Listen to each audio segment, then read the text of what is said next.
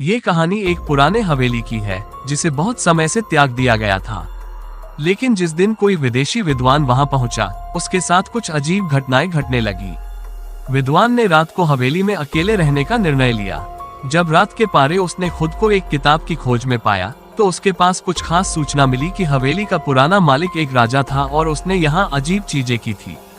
बरसात की रात को विद्वान ने बड़ी गुमराही से एक पुरानी दीवार को खोल दिया, जिसके पीछे एक अजीब बंदर वस्त्र की चित्रित पेंटिंग थी। एक हल्की आवाज और विद्वान के पीछे से कुछ छवियों ने उसकी तरफ मुड़कर देखा। विद्वान भागते हुए अपने कमरे में चले गए, लेकिन उसके साथ कुछ अजीब घटनाएं घटने लगी। वो साबुन की खुशबू और बंदरों की चीखों की आवाजें सुनने लगा। अचानक वो देखता है कि वही अजीब बंदर वस्त्र पेंटिंग उसके सामने खड़ा है और उसकी आंखों में ब्लड शॉट है। विद्वान के आसपास बंदरों की सेना जुट गई और वे उसे बंदर वस्त्र में बदल दिया। इस अजीब घटना के बाद हवेली को एक बार फिर से त्याग दिया गया और उस रात के बारे में किसी को भी कुछ नहीं पता चला।